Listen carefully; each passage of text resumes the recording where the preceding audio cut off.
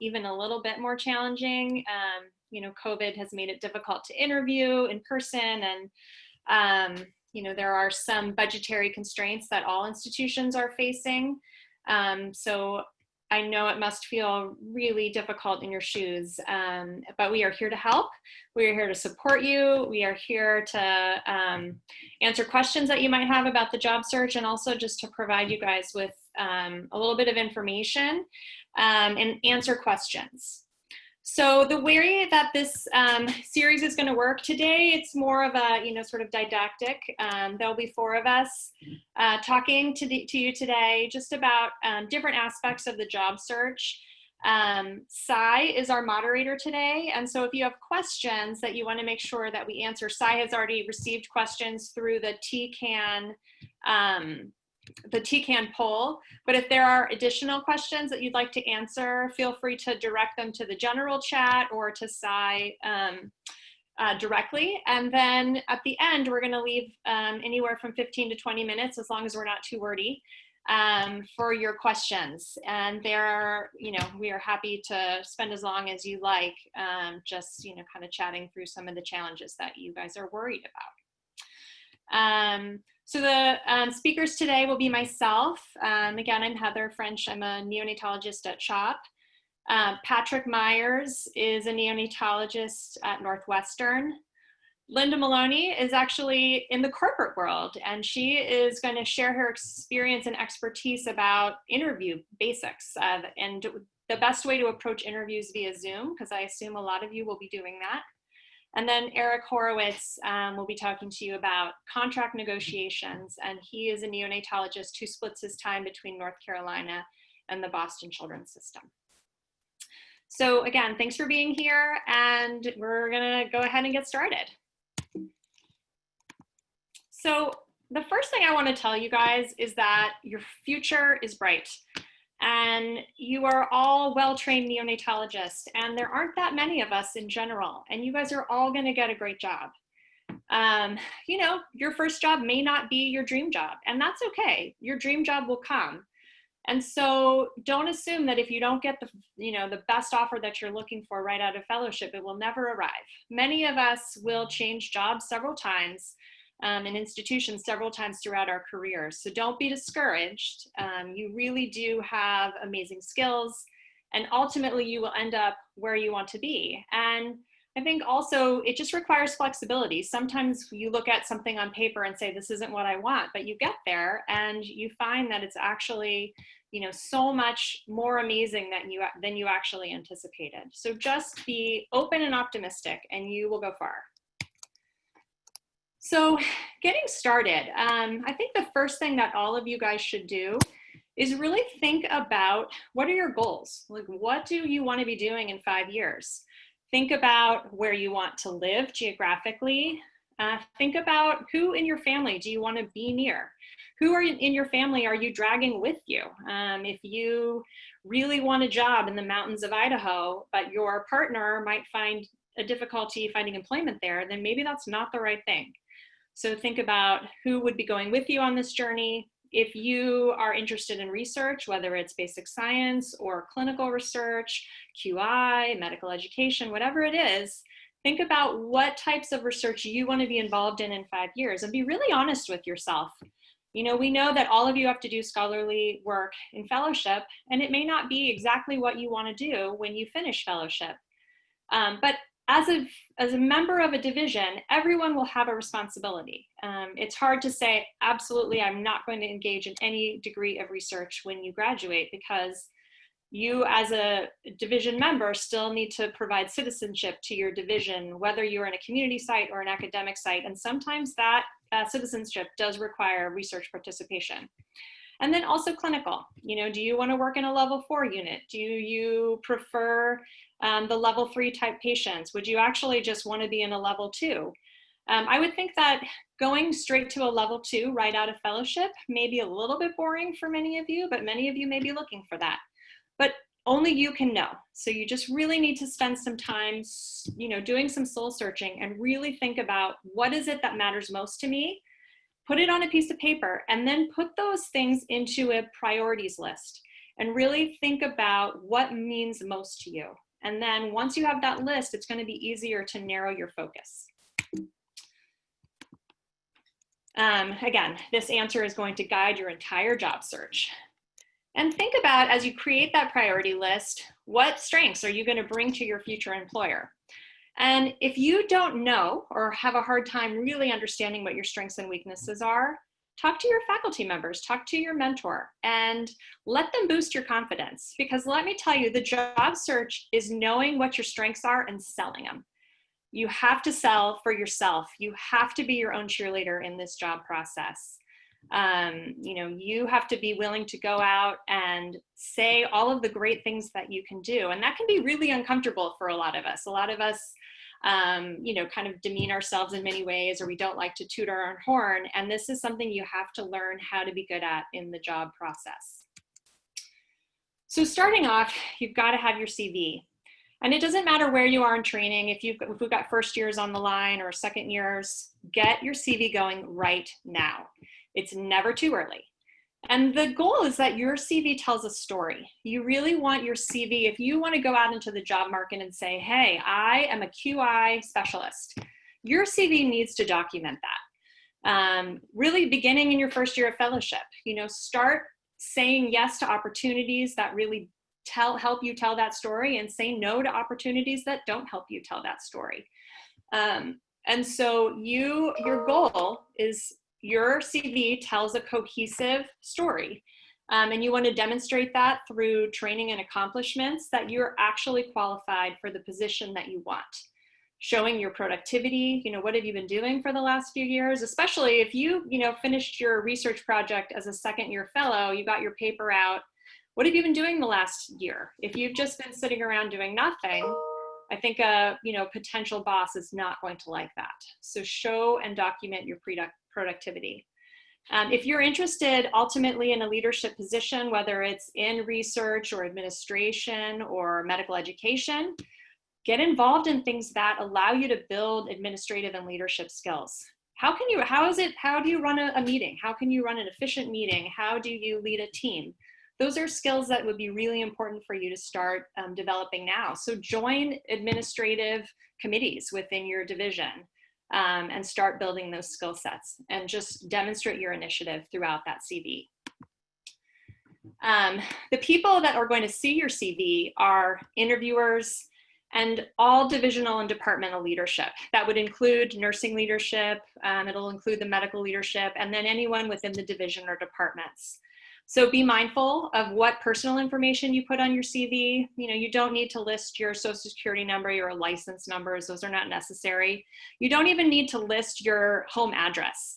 A lot of people include that, but no one's going to send you mail to your home address. Everyone communicates via email for the most part, or phone. So just make sure, have your office address, your email, and your phone. Don't include anything personal. Other people that are looking at it is hospital credentialing, the medical college if your institution is associated with a medical school, and your CV is going to be read for content. And it's all about the substance. Don't worry so much about formatting and having fancy formatting, but every word that you put on your CV has to have a purpose. So listing, 30 lectures that you've given to residents over the course of your fellowship, and listed that you gave those lectures at the Children's Hospital of Philadelphia, Pennsylvania, PA, 30 times, it's just fluff. And when a division chief is looking at your CV and they're scanning it, they want to be able to scan it quickly and know who you are. And if you have a lot of extraneous words, it's just fluff, they're not getting an essence of who you are. So make sure every single word on your CV has a point, that it needs to be there. Use perfect spelling and grammar. This just cannot be emphasized enough. If English is not your first language, have a friend look over it for you. Have your mentor, have your program director look over your CV, but you've got to make sure you've got good spelling and grammar. I always tell, this is one of my favorite books. I have 2 boys and we love this book. It's all about punctuation. So you can see we've got a comma down here. So you eat here and get gas. Or if you forget that comma, you eat here and get gas. So stupid example, but really just highlighting the power of spelling and punctuation. Use it well. Make sure you use a clear font. Don't be fancy. Arial or Times New Roman is good. Anything that's too small to read, you know, as we get older, my eyesight in my middle age is not that great. So 11 point font or bigger on white paper. Use normal margins. And you're just trying to emphasize readability. So don't put things in paragraphs. Use bullet points. Use spacing and bold font to things you want to draw attention to, but again, no extraneous words. Don't highlight your shortcomings. So a lot of you will have formats, like suggested formats for your CV that come from your institution, and it'll give you this sample and it will provide sections that you're supposed to fill out, which would include academic and teaching and honors and awards and research funding. If you don't have it, don't list it as a header and say none, you know, putting down that you've never received an award. You don't want to highlight, you know, that shortcoming in your CV. So just don't include it.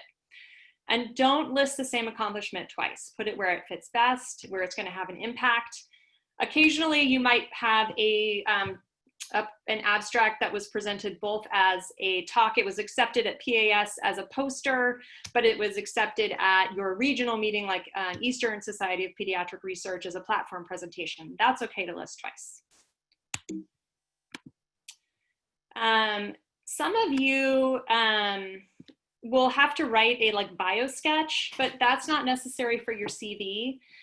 So putting a statement of academic goals or your interests, again, is not required for the CV. Some of you may choose to do so. Some of your institutional suggested CV formats may include it, but it's not necessary, and that's going to be covered in your cover letter. Again, ask your faculty to review your CV for accuracy, impact, and comprehensive content, and be honest. If you elaborate on your accomplishments and it's even in the gray area of being true, you can definitely lose your position. And you don't want to be this guy.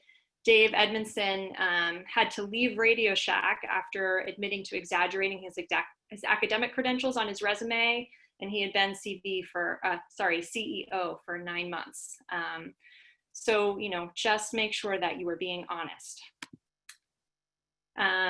When you send your CV with a cover letter. Usually you're going to send it by email. You know, you can send it by email and by snail mail if you like. Your cover letter is going to really be the introduction to who you are. You're going to get a bullet pointed portrait of who you are with your CV. And then your cover letter in 3 to 4 paragraphs is going to talk about who you are, and what you want to cover in those 4 paragraphs includes the following. The first paragraph is really, who are you? What is your connection to the program you're applying to? And what type of position are you looking for? Are you looking for a clinical position? Are you looking for a research position? Are you looking for a research position that has mentorship and potential bridge funding? You really need to be descriptive about what you're looking for. The second paragraph is going to kind of briefly talk about your exceptional training. I want a basic science research program, and I deserve bridge funding because when I was a fellow, I wrote 4 papers, and 1 was accepted by Nature or whatever it is. You need to show why you deserve the position that you have just described in the first paragraph. And that exceptional training can include all of the various clinical trainings that you've received. You know, I want to go into a level 4 unit as a clinician, and I know that I can be in a level 4 unit because I trained at one of the busiest ECMO centers in the country. We had, you know, tons of experience with congenital heart disease in the delivery room, whatever it is. But you want to provide information about your exceptional training that supports the type of job you're requesting in paragraph 1. In paragraph 3, why are you interested in the program? What unique qualities are you going to bring, and what activities do you hope to be involved with? What are your academic interests and or goals, and where do you see yourself in 5 years? It's totally fine to say, you know, I want to move to California because my family is there, but I also think I can add XYZ to your program, and your program appeals to me because there's great mentorship, You know, there's bridge funding. You have a successful track record in getting researchers onto their first K. You know, you need to say more than just geography as to why you want to be there. But it is absolutely okay to say you're interested in moving to a location because of family. And then your last paragraph in the cover letter is summarizing who you are, again, why you are an excellent candidate, why you want to be there, who the division chief can contact in terms of references, and again, just demonstrating your enthusiasm for the position. So again, 4 paragraphs, you know, 1.5 pages at most, and along with your CV. When you're approaching a program, your fellowship director, your mentors in your division chief can help you network. I mean, we suggest networking at meetings, and I know that that is going to be a challenge this year, but network at virtual meetings. We are still going to be having lots of virtual meetings over the course of the the summer and fall. Ask questions, reach out to people via the virtual meetings and ask to set up a separate meeting. Have your faculty introduce you. And if you do get a chance to go to meetings, for you second years out there, stand by your poster, put yourself out there, talk to people that walk by. You have to self-promote, and again, using multiple sources. So you're reaching out and you're asking your mentors, your fellowship director, your division chief to reach out for you. It's totally fine. Feel free to follow up 3 times if you don't get a response to your initial inquiry. Some division chiefs get 80 resumes during a recruitment season. And so it can be, you know, they just missed it in the pile. And so don't hesitate to follow up. You can email or call the assistant to inquire if your CV was received and if they need any other information. And if there isn't a job, ask them if they'll keep your CV on file in case there's a future opportunity. Just because you got a no once doesn't mean it's no forever. So don't be discouraged by that. Okay, so that's all I've got. I'm going to stop sharing my screen and I'm going to let Patrick take over. And Patrick is going to talk to you about, you know, the entire job process or the recruitment cycle from start to finish.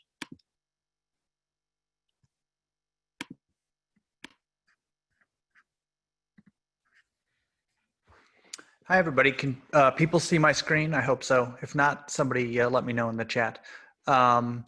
So I think that there's a couple commonalities between Heather and I's talk, and it's just because the areas that overlap are because they're so important.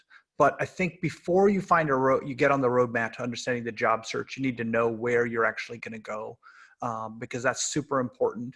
And I had a really wise fellow, after she got her job, say to me, know what you want in your heart of hearts. It will make job hunting easier. So think about what's really important to you: family, location, research, acuity, money, familiarity with the people you work with, collegiality, growth as a person or in research, mentors, work environment. You can't have it all. There is no perfect job. So think about where you're going before you take off. Use your connections to start your search. You have a much bigger social network than you think you have, and use every last bit of it. And know that your community really wants you to succeed. People want you to have a job, want you to have a job that you're happy with and that that's good for you, but also good for the fellowship, that people have been placed in really good, awesome jobs. I would say start in your second year and do not stop using your social network till you have signed that contract. And talk to as many people as you can. Occasionally I have a fellow who's pretty secretive about where they want to go and where they're looking. And the reality is the program directors and the sections chiefs all talk. Generally, even people being secretive, we all know where you're looking anyways. So just use us to help you.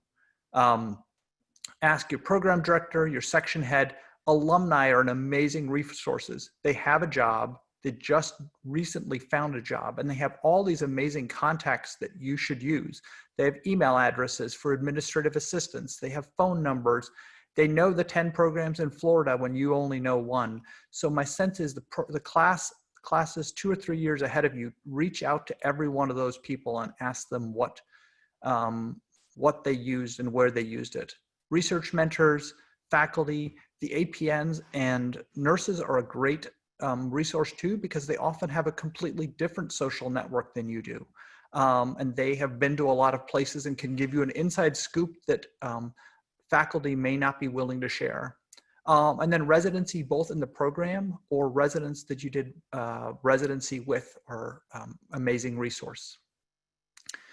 Prepare your CV and cover letter. Your CV and cover letter are your first impression on your future boss. Edit, edit, edit, and edit some more. My mother-in-law was a features editor for the Chicago Tribune, and her saying is, unless you've edited 17 times, you haven't even started. Share with your cover letter and CV with people you trust, and then use your feedback to improve what you wrote. Have it ready by early in your third year at the latest. Individualize your CV and cover letter. Your CV and cover letter for private practice and academic places should be totally, completely different. Think about individualizing it for your programs. I applied to 18 programs when I got out of fellowship, and each of my 18 CVs and cover letters was different based on the research and what I'd learned about that program. So how do you initiate contacts with programs? I'd say late in second year, think about using your social network and create a list of programs you want to apply to, and then a second and third list of programs that are your backup programs. I would send a short email and attach your CV and personal statement. This is important because the people you're sending these emails to are people who can get 200 to 300 emails a day. And if you write War and Peace, that is an email that nobody wants to open and look at. When they have time and inclination, they will look at your personal statement and CV. Ask people to advocate for you. This is super important. We all want to see you succeed. So grab if you're applying for a job in, let's say, in CHOP, and you know Heather, or you know somebody else from CHOP, ask them to reach out for you and promote you. It's okay to send reminders if you haven't heard from programs, and keep lots of notes since programs will start to seem very familiar. I had two Larrys that were program directors that were interested in me, and they would call at 8 o'clock at night. And if I did not have my little notebook to tell the difference between which Larry and which program I was talking to, I wouldn't have been able to kind of successfully navigate that. So you've managed to land your first interview. Before you even get there, kind of think about and know how your fellowship handles time off for interviews, right? Do you have to use vacation time? Are you budgeted time for interviews? So talk to your program director about that. Most interviews happen early fall to early winter, but some can happen earlier and later. It really depends on where you're applying and what the job market is that year. So think about that time period, because if you've managed to put all your service blocks in September, October, and November, it may be a little bit more challenging. So most jobs will send out a list of people who are going to interview you. Spend some time getting to know those people before you actually even meet them. So all of us have a fairly significant online presence. Research those people, look at the publications, where they went to med school, what residency and fellowship, and what you're looking for is commonalities. If you both went to Rush Medical School, that is a great topic to talk about, because programs are not only looking for people who can be clinically useful and competent, have research they can contribute to. People are also looking for people they want to spend time with. You know, if we hire a junior faculty member, we fully expect to spend the next 20 years of our lives with them. And so what you're trying to do is build those relationships or give those clues that you're somebody that they want to spend time with. I would also say generate a list of questions for each person that's interviewing you. And this is important because it may not seem fair, but if the person interviewing you is a little shy or not good at interviewing you, and you're a little bit shy, 15 minutes into an hour-long conversation, if neither of you have anything to talk about, it's going to reflect badly on you, even if maybe the other person wasn't asking the question. So I would come in loaded for bear with lots of questions you can ask about their research, questions about prior institutions they've worked at. keep asking questions, keep talking, market yourself, right? It's going to be a long day. It's super stressful, and just kind of commit to it early on. And again, take lots and lots of notes, because on your second interview, or if you have multiple offers, it's going to be hard to know how to kind of sort these programs out. So your second interview, so the program's pretty serious about you. You've winnowed you down. This is really an opportunity to understand the job better and find out the details. What can you offer them? What can they offer you? What do they want from you? This is the time when you start talking about money and benefits and research responsibilities and research mentors, and what your job work life will actually be like. Often the programs will ask you who you would like to talk to. Maybe some or all of the interviewees the second day. I would recommend talking to junior faculty, because this is who these are the people whose life is going to be most similar to yours, and find out if they're being supported, if research has been successful at that institution, how much call they're getting, what's call like. I would suggest potential research mentors and maybe site leaders if you're working at a level 2, or unit leaders. You may be asked to give a job talk, which is based on your research. This is as important as your CV and cover letter. Rehearse the living daylights out of this thing so you have it cold, and have your mentor and senior faculty in your division maybe do a practice talk with you and ask you questions so that when you come in, you can be your best self. You may get an offer letter. If you've managed to get through the second letter and they're interested in giving you a job, they will offer you an offer letter. It basically spells out what the job expects from you. It will also spell out what the job will give you. Some offer letters are very detailed. You will make X amount of dollars, you will do X amount of call, X amount of service, and you're expected to do this for research. Others are much more vague, basically saying, we're going to offer you a job. And what's interesting about an offer letter is that you generally have 30 days to accept or reject the offer letter. If you reject the offer letter, it's a little bit like breaking up with somebody. It's not totally over, but it's pretty over. Some offer letters you have to accept or reject much more quickly. If it's a job with a lot of applicants. I recently had a fellow who had a very desirable job. They had 20 applicants, most of which they were interested in, and they gave her 2 days, which didn't seem fair, but that's kind of what she got. Also, you don't have the job yet. Most offer letters are not legally binding, which is really important to know, that if you have not signed that last and final contract, you don't actually have a job yet. You most likely have a job, but it's not final and firm yet. This is going to be the most difficult part of the job if you get multiple opportunities. So some places hire really early, like private practice often hires much earlier. Some hire really late. Large bureaucratic academic centers where you've got to go through 5 layers of bureaucracy and section heads and VPs and before they can actually offer. And so you may end up with a job and an offer letter while you're waiting for places to offer you an interview, or you still have an interview. Your offer letter is due December 10, but you have an interview on December 18th. I would say be honest. Say, like, I've got an interview on the 18th I would really like to go to. I am very interested in your program, but don't be too blunt. Meaning, don't say, I'm actually not interested in your program because I'm really looking for X, Y, and Z, but you're my backup. It's a small, small world of neonatology. A lot of people talk. And so much like Heather said, is be honest. Potential employees should understand the dynamic. If they don't, that actually would be a warning sign to me as an applicant. Know that the clock is ticking once you get an offer letter. Know what you want in your heart of hearts, and also know that there just isn't a perfect job. You will have to make decisions at some point. Contracts, they're really big, they're really long. Nobody in med school, residency, or fellowship tells you to do anything about them. I recommend all my fellows get a lawyer to review them. The academic versus private contracts, I've had both. They look very different. Know what you can negotiate on the private ones, almost everything.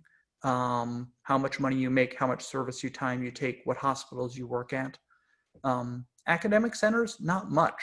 They have much better lawyers than you. They use much boilerplate, but you may not be able to negotiate what's in the actual legal language in the academic contract, but you can often negotiate additional salary, additional book money or travel money, research help, being on committees, not being on committees.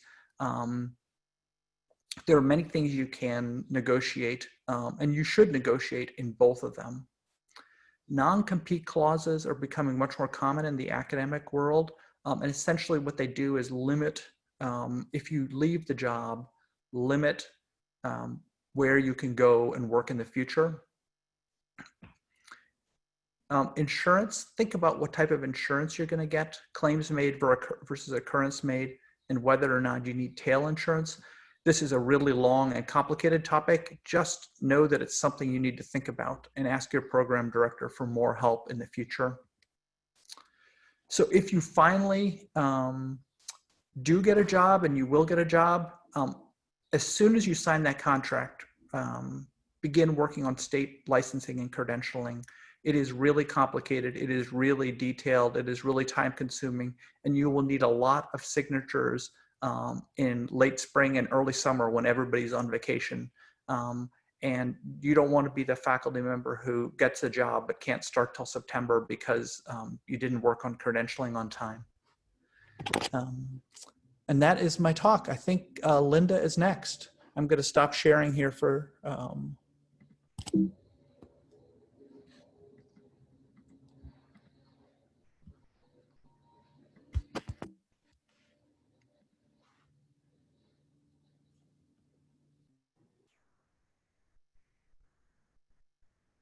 Linda, you can go ahead and share your screen and unmute.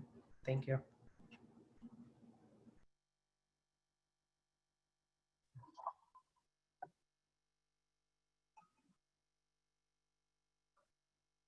Okay, I'm on?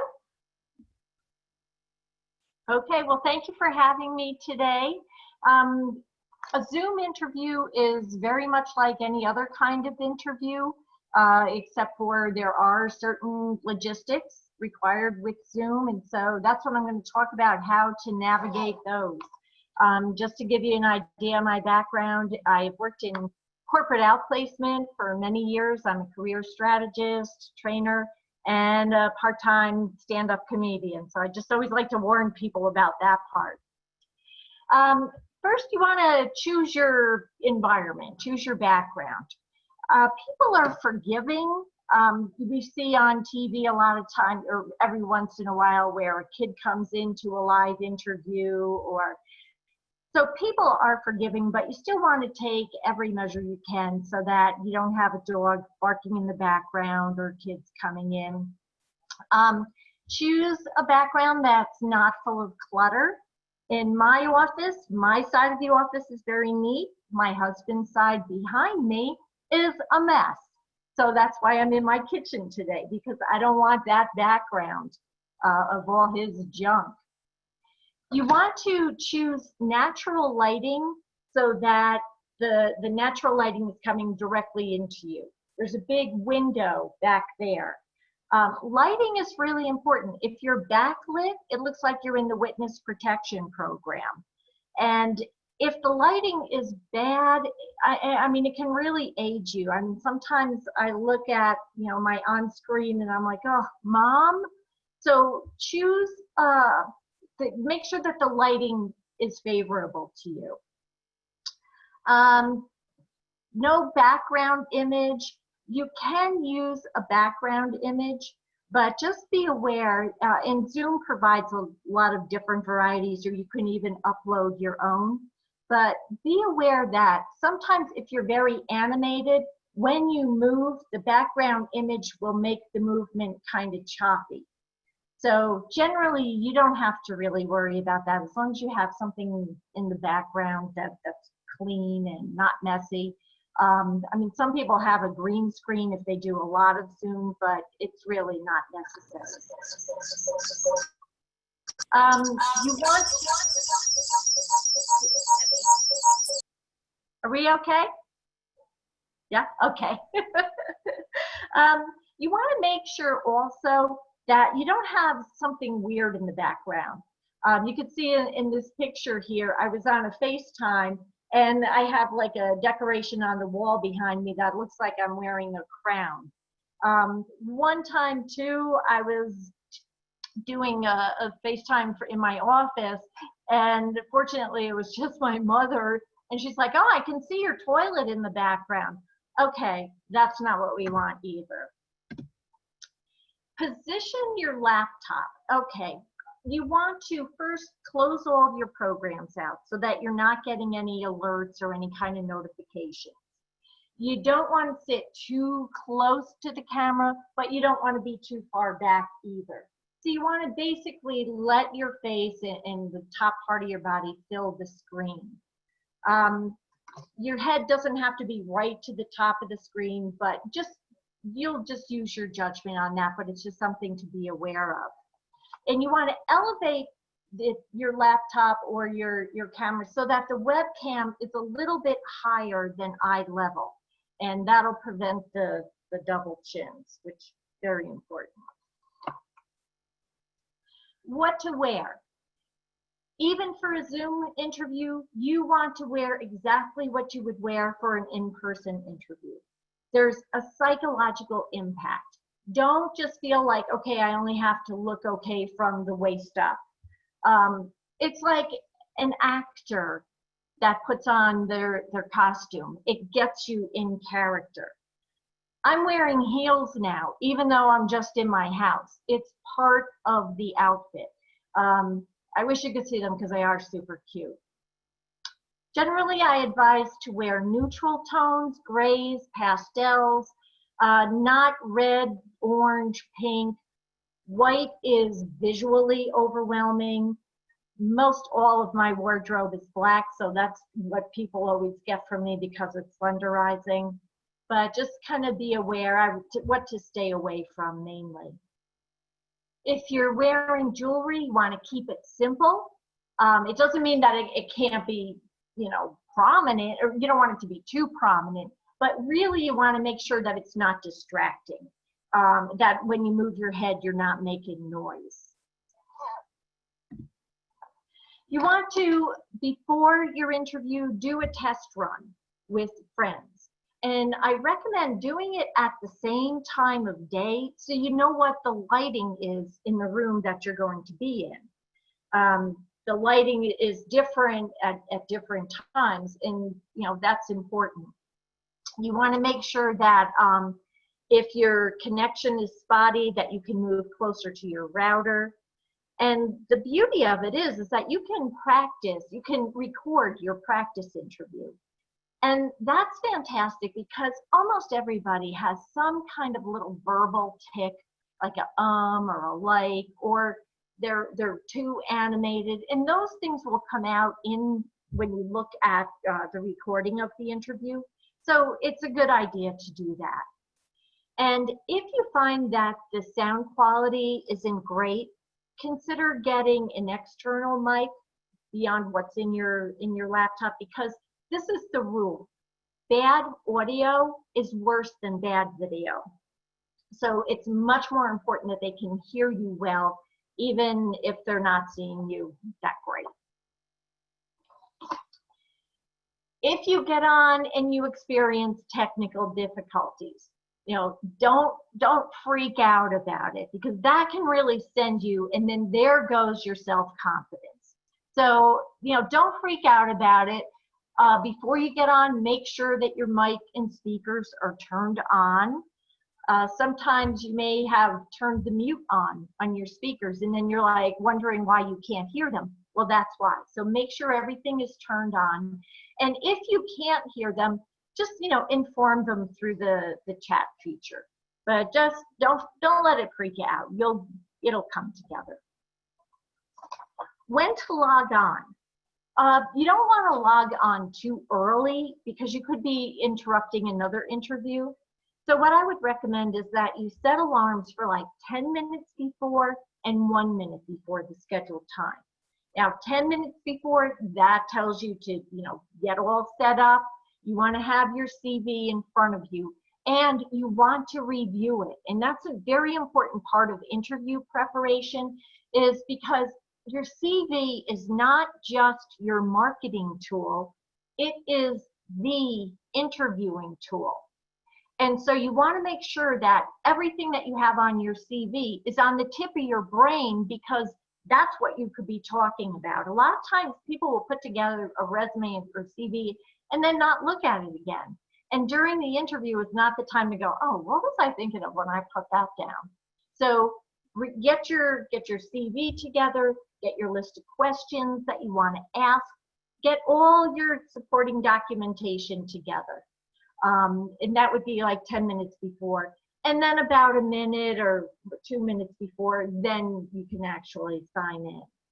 And as soon as you sign in, assume that the camera is on. You don't want to be, talking to somebody or doing some last minute things, because not everybody, when they set up a Zoom meeting, sets it up with a waiting room. So just be prepared for that. During the interview, while you're speaking, you want to look directly into the camera. Now, when you're not, don't look at yourself. And that's kind of the tendency, because you want to see like how are you coming across. Put your Zoom on gallery mode so that you can see all the people there, because if you have a panel interview, you want to be able to see everybody. And while you're speaking, it's okay to occasionally like look around, because that's how we get feedback on what we're saying, to look for their nonverbals. They may be nodding their heads, but primarily you want to look directly into the camera. You want to sit up straight, just as you would in a real life interview in front of the person. You want to have open posture, shoulders back and down, head as if there's an invisible string bringing you up to the sky. That's the kind of posture you want to maintain on your Zoom interview. Good posture communicates a sense of confidence, sense of authority, and that's what you want. It's perfectly okay to look at your notes, but you want to be subtle about it. You don't want to have your focus down here all the time. But of course, you can look at your notes every once in a while. And when somebody else is speaking, you don't have to keep looking into the camera. You can look at them, because a lot of communication is nonverbal. So that's fine to do. Just when you're speaking, look right directly into the camera. Be aware that interjections are more intrusive through Zoom than face-to-face. And I'm from upstate New York. We interrupt people all the time. It's just our nature. But even a tiny lag can make interjections seem rude. So just be very careful of that. And also, don't have a false sense of comfort just because you're in your house. And that's why I say don't have sweatpants on and just like sneakers. Really get dressed head to toe for the interview, so that you don't have that false sense of comfort. This is as important as a face-to-face interview, and I always recommend treat it as if it were a second interview. That's how important it is. So I will end here, and I'll say good luck and rock it. Thank you. Thanks, Linda. We'll have Dr. Horowitz share his screen next, and go ahead after. Thank you.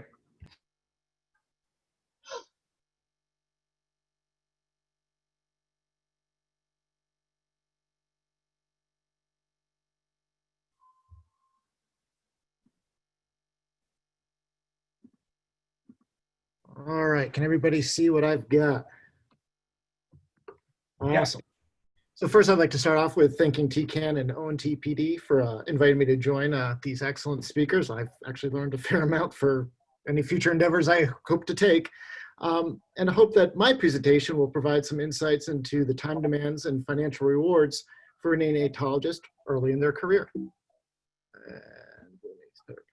I have no disclosures to share, but do want to make it clear that the comments I make during this presentation are my own and not of the AAP or the AAP Committee on Pediatric Workforce. And so my objectives for this talk are to discuss the concept of time and protected time, review aspects of cash compensation, and share some data to help inform expectations when negotiating time and compensation. So first, let's get a sense of what might motivate us when we're pursuing a career opportunity. Some suggest that people are motivated by time, money, prestige, and location when considering a job. So I wanted to highlight a couple of findings from the 2008 neonatologist workforce survey. Many spend a lot of energy focusing on money when considering job offers, and money is important. But notice that of the 341 respondents to the survey, on average, money was not felt to be the most important, nor the least important. In fact, time was given the greatest importance overall. But what is time? Within medicine, particularly academic medicine, people talk about protected time. Protected time is traditionally professional time free from other responsibilities to allow one to focus on your scholarly work. But what else might we wish to protect? Clinical time. Especially early in one's career or in a new position, it is important to have enough clinical time to grow one's clinical skills and become an integrated part of the team. Scholarly time, this is the time spent on research, CME, literature review, or other duties. And leadership time is the time for things like participating on committees or projects, or performing institutional citizenship duties. Then there's pajama time. Sounds fun, is not fun. It is the after-hour time spent home on work-related matters. To this end, the American Academy of Pediatrics Pediatrician Life and Career Experiences Study, more simply PLACES, which is a cross-sectional longitudinal study of early and mid-career general and subspecialist pediatricians, found that a majority of pediatric providers bring work home almost every single night of the week. All of these activities can also impact personal and family time, which is often not a topic discussed, but is well worth considering. And even when considering these aspects of time, one does need to consider what it means to be successful professionally. In articles by Oshie and Cristal, they explored this and made recommendations for neonatologist physician scientists regarding maximum clinical time to allow for the development of their clinical skills, while also allowing sufficient time to focus on scholarly work. Oshie et al. In 2011 surveyed 20 different academic centers and reviewed the findings of the NIH Individual Mentored Career Development Award Program Evaluation Working Group. They recommended 6 to 8 weeks of clinical service time per year during the K award period, and stressed that clinical service time should be based on both the clinical and research needs of the junior faculty and not on the clinical needs of the division. Christo et al. Surveyed in 2015 PES workshop participants to further explore this issue for both pediatric critical care and neonatology physician scientists. With their 71 respondents, they came up with a consensus recommendation for those early in their career to have 5 years of salary support, no more than 8 weeks of clinical service time, limited night call, high quality and supportive research space, and startup resources of $500,000 to $1 million. Beyond those considering a career as a physician scientist, however, an idea of how clinical time can vary among different career paths is probably useful. Keeping the sample size of this subset from the 2018 survey in mind, the general trend presented here will hopefully provide some useful insights. Clinical time is often thought about as weeks of service time, but the 2018 survey found that while about 80% of neonatologists do work in blocks about 1 to 4 weeks in duration, 20% work schedules of some days on, some days off, or some other wacky schedule entirely. So thinking about clinical time as weeks of service and call shifts may not be optimal for all jobs. Overall, this data suggests that the typical early career neonatologist works about 18 weeks per year of clinical service, or about seven weekdays per month, with 3 nights of call and 1 weekend of coverage per month. And as might be expected, these numbers vary depending on the career path you choose, with physician scientists tending to provide less clinical time and clinical neonatologists providing more. In addition to clinical time, though, one also needs to consider other aspects of professional time, which include things like research, leadership, and medical education time. These are the median hours that early career neonatologists reported performing these duties. And overall, neonatologists worked between 2,400 and 3,200 hours per year, which is well over the 2,000 hours of a typical full-time job. And as, again, one might expect, these hours distributed over different types of professional duties does vary upon one's career path. And as professional duties are also sometimes considered as percent of time, this may help you see from a different vantage how professional time differs between these three career types. I hope this helps you understand that what time may mean for a neonatologist. But now let's shift gears. And if this is what we do for our institutions and for our patients, what can we expect to get in return? For working hard, we expect to get compensated. While what we get paid is often what many of us focus on, it is but one component of compensation. Overall, compensation typically includes things like the financial rewards, which may be the paycheck, retirement, bonuses, loan repayment, and some other niceties, but also fringe benefits, professional support, different time commitments, and personal satisfaction. And while personal satisfaction may be one of the least tangible aspects of compensation, I think it is often one of the most important. If you are not happy, you cannot perform at your best, and this can lead to problems. So I recommend that no matter the financial rewards, if you do not enjoy what you are doing, then you may wish to reconsider your options. But fortunately, with the vast majority of early career neonatologists willing to choose either medicine, neonatology, or their current job position again, I think they are enjoying what they do. So then let's talk money. Here are some resources to explore average data on things like compensation and clinical productivity expectations. These resources have varying specificity to neonatology or the specifics of individual situations, but they often draw from a variety of practice types and geographic regions that may help guide and inform discussions and decisions.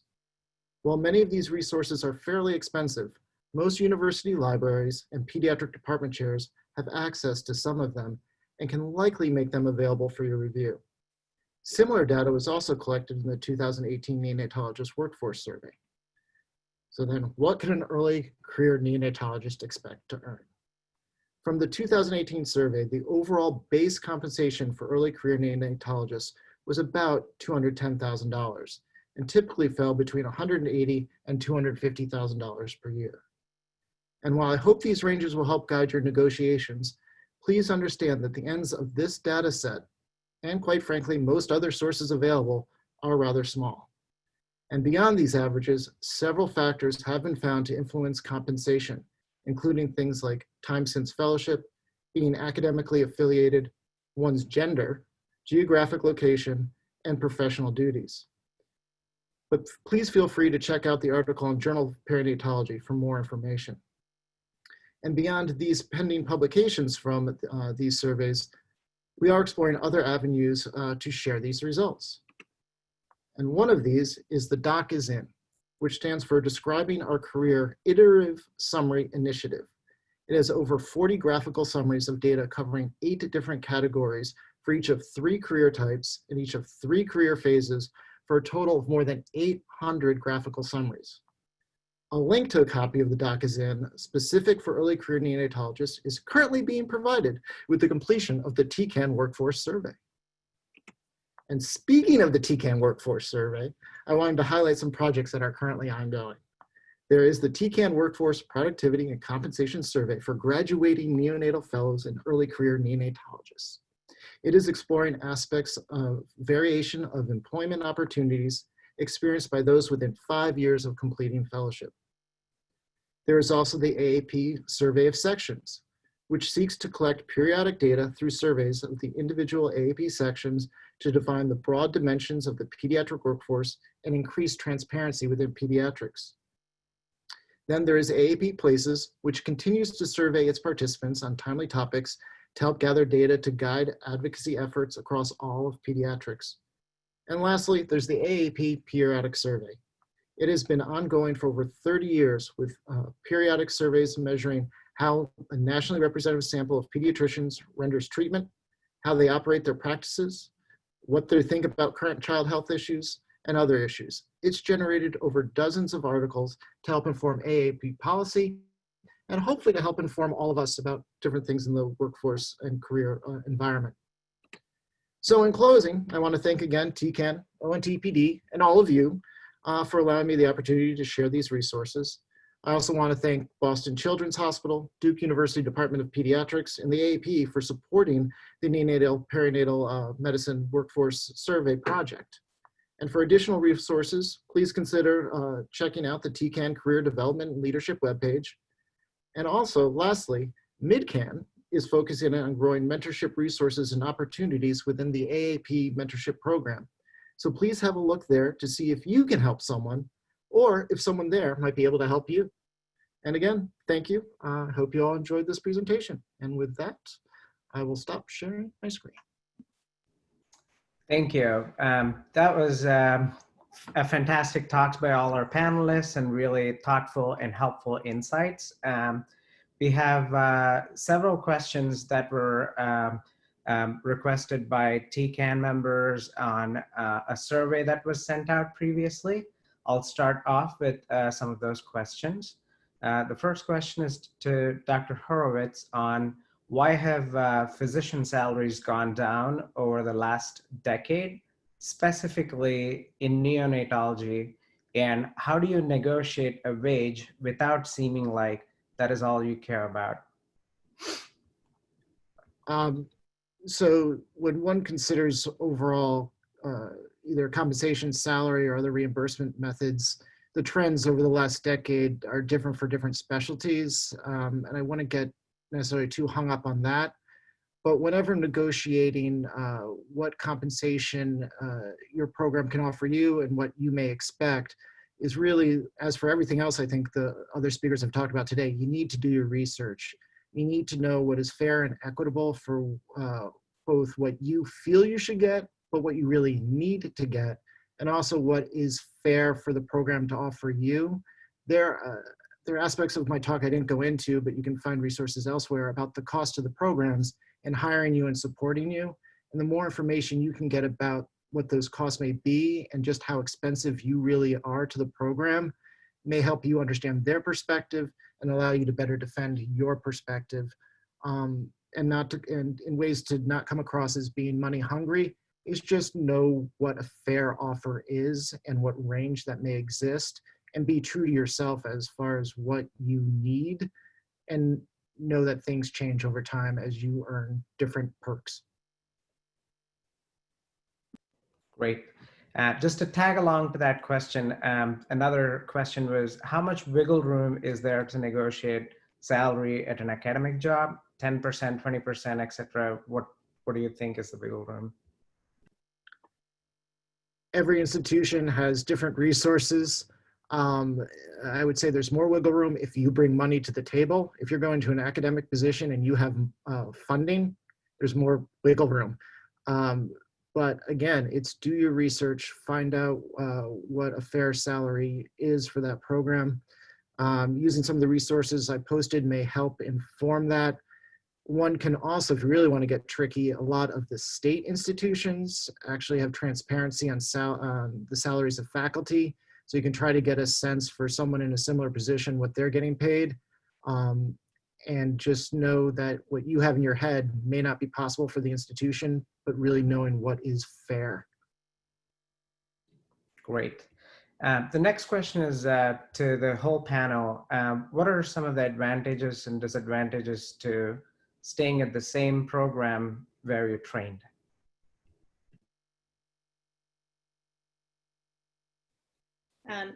I can say, advantage and disadvantage is inertia, right? I mean, it's so easy just to stay at a place where you're comfortable. You know the system, you don't have to understand, the interprofessional nature of a new institution. It's very easy. You probably already have housing, your partner, if you have one, may already have employment, the childcare resources, the school systems. I mean, it's just so much simpler at times. I think some people feel like, particularly if you stay as a junior faculty at your same institution, it can be hard to reestablish yourself as a faculty member. They might think of you as a fellow or in training for a few more years, and that isn't always favorable for some. But for some people, it just doesn't matter. I think ultimately the best thing to do is go with where the best job is that works for you and your family. And if that is your home local institution or an institution across town, awesome. If it means picking up and moving your family across the country, that's a fun adventure too. So ultimately for me, I think it just is about where are the professional and personal opportunities the best suited for you, and only you can answer that question. There's not, even your program director can't answer that question for you, because it's just all about soul searching, really understanding the opportunities within each job you're offered. I would say I actually have done a good amount of job hunting because my wife's a neonatologist and is 2 years ahead of me. And so I needed to stay in Chicago, and there were not academic jobs for the first 4 to 5 years of my professional life. The disadvantage of staying where you were is just hard to grow up. People often, and the nurses will often see you as a fellow for a really long time. The disadvantages of going somewhere else is that we as a profession have a very heterogeneic approach to clinical medicine, and there just are landmines out there. I don't think I've ever moved institutions without having somebody tell me within a month of being there, why would you do that? Nobody does that. And my thought is, except for the 5 institutions within 5 miles of this place, right? And so, but it is a really fun adventure. I feel like you moving somewhere else, you learn a whole new style of neonatology. You learn a lot more tricks and tips. You just become a more rounded person that is totally possible at a home institution, but you're forced to make that growth in a way that you wouldn't be otherwise. Great, thank you. There's a couple of questions in the chat box. With the interest of time, I was going to go ahead and start those. What are your thoughts on locum tenens type of jobs for new fellowship graduates? If one has to choose a locum job for family or personal reasons, would this look bad for the future jobs? This is also to the entire panel. So. It's hard to be in private practice and get back to academic medicine. Section chiefs and people hiring you don't always view that positively. You can counteract that by keeping your hand in med ed or research. So I did private practice for 4 years before I came into academic medicine. In each of those years, I made sure that I gave lectures at my home institution or other places. I made sure that I kept doing research. If family is what you need to do at this point in your career, and it was for me very clearly, but you still have a desire to ultimately end up in academic medicine, you need to find ways to kind of like hedge your bets. And people actually look very positively on that. Despite work doing 92 calls, which I did my first year, you're still doing research. That's a good sell. And just remember, your first job is not your permanent job always. And if I can add to that, something our speakers have said is your home institution and your social network really want to support you.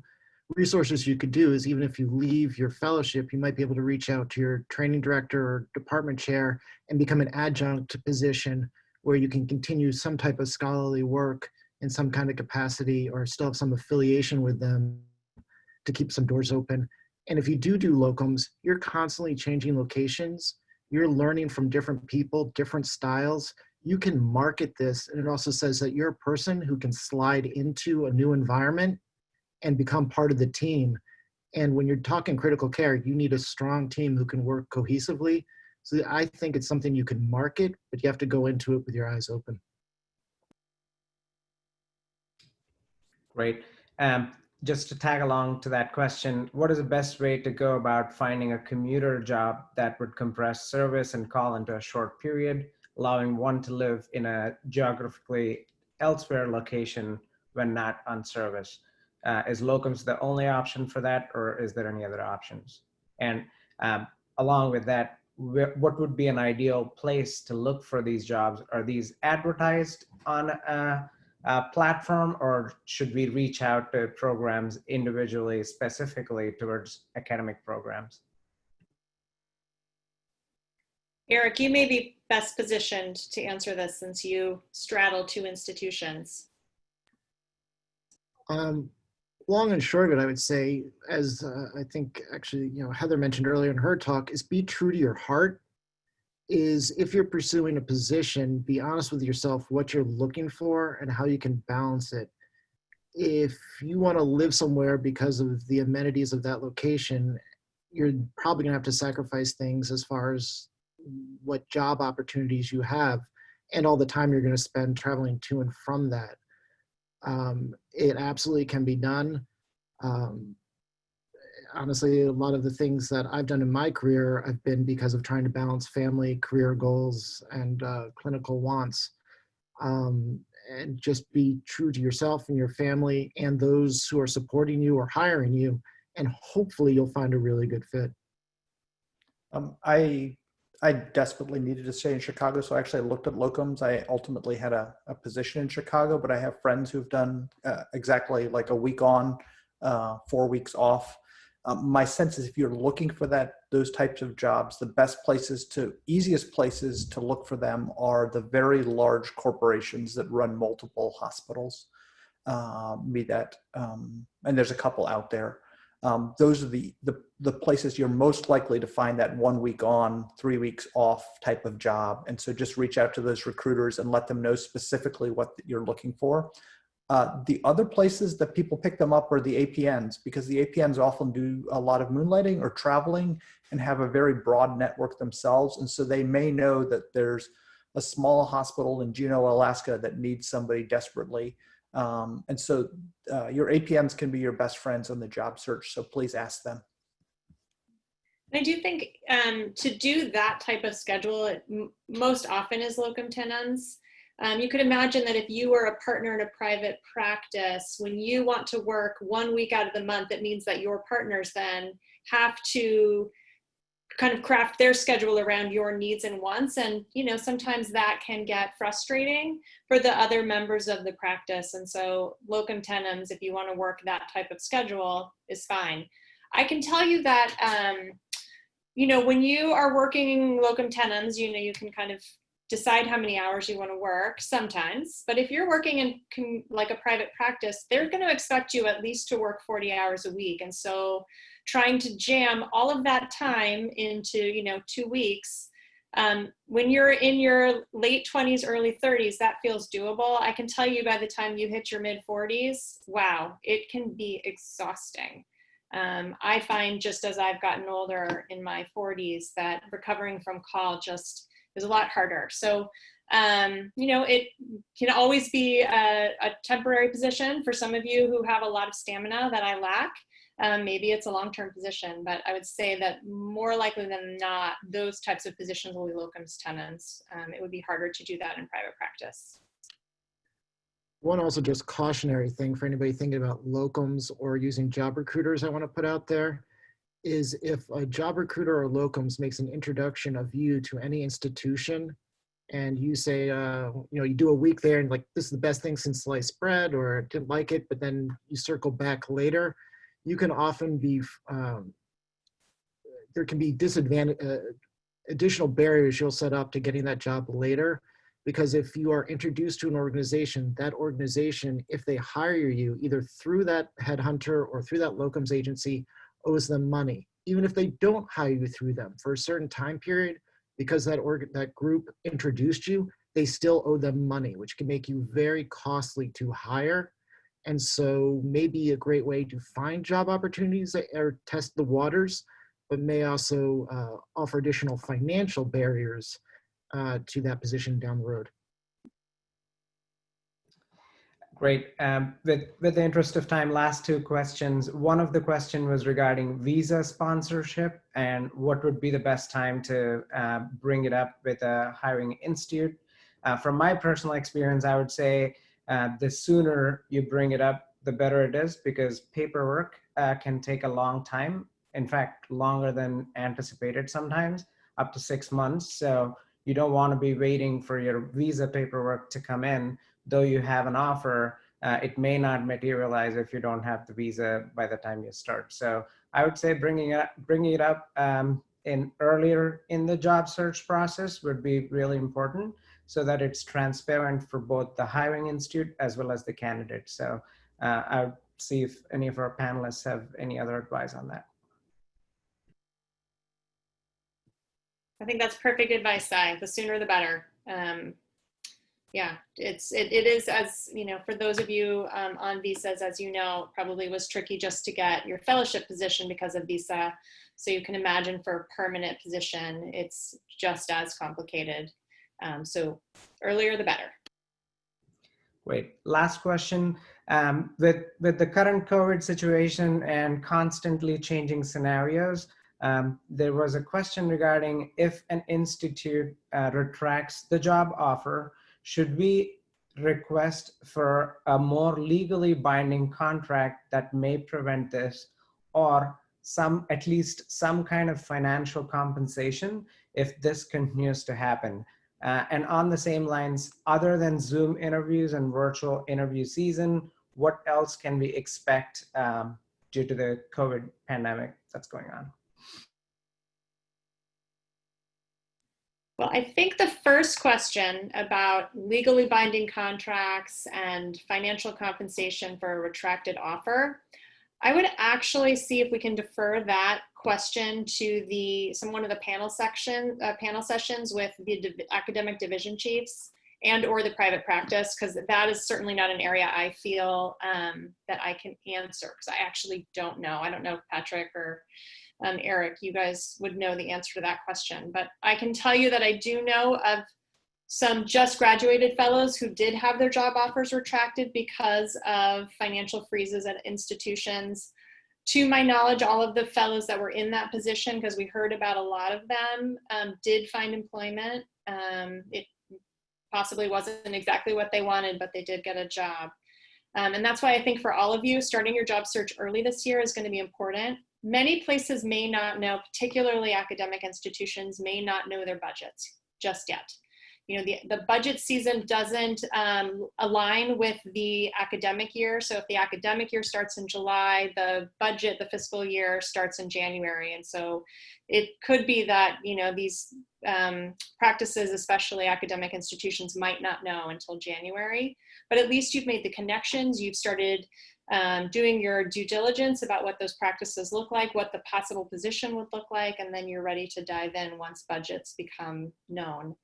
But there is concern, and you know, that's why we're doing this job workshop this year, is that we are, you know, hearing from our division chiefs that there are going to be hiring freezes, and we, you know, can't hide that from you guys, and we want you to be prepared, and we want you to make yourselves as competitive as you can, because we know that there are going to be some places that won't be able to hire this year when in prior years they would have been, because of COVID and the financial hit that a lot of our institutions have taken with the cancellation of elective procedures and, you know, census being down and things like that.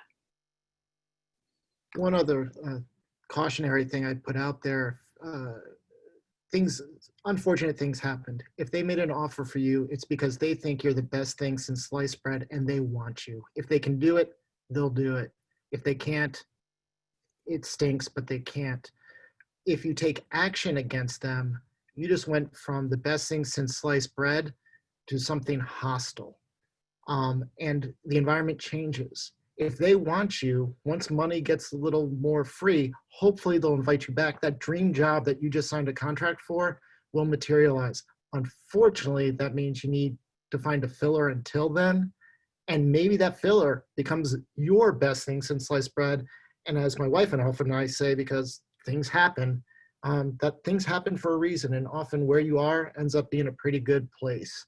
And you just have to learn to roll with the punches like we do every day with our crazy babies doing crazy things, and you make the best of it.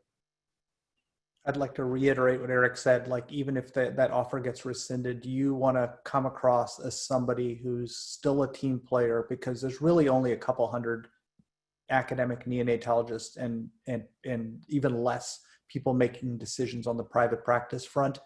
All of those people talk. And so it totally stinks that your offer got rescinded. But if you come across as somebody who's going to roll with the punches, that section head may go out of their way to hook you up later, either when their money opens up or with a friend of theirs or a colleague that they know that's looking for a job. Linda, I was going to ask you, in the broader COVID environment, have you seen major shifts in terms of how people are hiring, or some kind of things that you've noticed have really changed since COVID has hit us? I really haven't, other than, I mean, I'm based here in Las Vegas, and it's one of the worst job markets ever. So, I mean, but that is different from this audience here. The only thing I've really noticed is the difference in how interviews are handled, and there's not a whole lot of opportunities right now. We're just so much up in the air, but again, specific to the Las Vegas market, and we're one of the hardest hit here. So, but that's the main difference, specifically because of COVID in the hiring process. And I mean, I have heard of offers being rescinded because the economic future looked brighter at the time that the offer was extended, but it's tough out there.